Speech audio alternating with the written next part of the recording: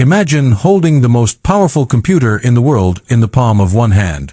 No, I'm not talking about the iPhone in your pocket, and I'm definitely not talking about the bulky MacBook on your desk.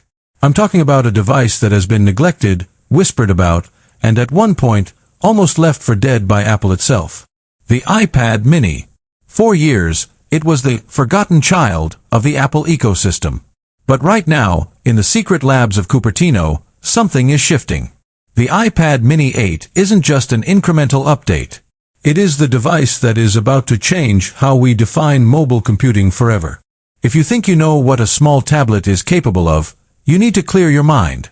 Because what Apple is planning for the Mini 8 is a radical departure from everything that came before it. Welcome to my channel Tech Launch. Subscribe my channel and click on the bell icon for the new tech updates.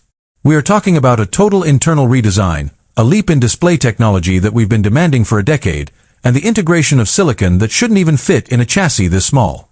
Stay with me, because we are diving deep into the leaked schematics, the supply chain whispers, and the strategic moves that prove the iPad mini 8 is the most important product Apple will release this decade. The story of the iPad mini has always been one of survival.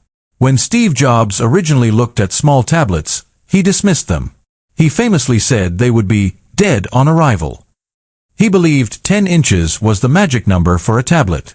But the market proved him wrong. People wanted portability. They wanted a digital notebook that fit in a cargo pocket. When the first Mini arrived, it was a sensation. But then, something strange happened. Apple stopped caring.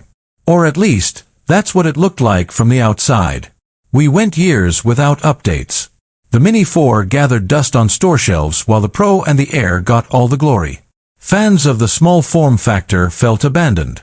Then came the redesign of the Mini 6, and the world remembered why this size matters. It was the pilot's iPad, the doctor's iPad, the ultimate gaming machine. But even then, there were flaws. Jelly scrolling, a 60 Hz display that felt ancient, and a chip that, while fast, wasn't pushing the boundaries. The iPad mini 8 is the correction of every single mistake Apple has made over the last 12 years. It represents a pivot in Apple's philosophy.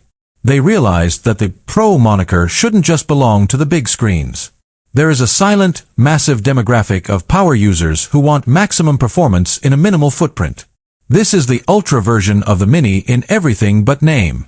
To understand why this is a game changer, we have to look at the heart of the machine. The rumors are pointing toward a chip architecture that bypasses the standard A-series processors. For the first time, we are looking at the possibility of an M-series chip landing in the Mini. Imagine an M4 chip in a device you can hold with one hand. The thermal challenges are immense. How do you cool a desktop-class processor in a frame that's less than 7 mm thick? This is where Apple's new internal thermal management comes in. We are hearing reports of a vapor chamber cooling system, a first for an iPad. This isn't just about speed, it's about sustained performance. It means you could potentially edit 4K ProRes video or render 3D models at a coffee shop without the device throttling or burning your palms. But power is nothing without a window to see it through. Let's talk about the display, because this is where the Mini 8 is going to win or lose the war. For years, iPad mini users have suffered through the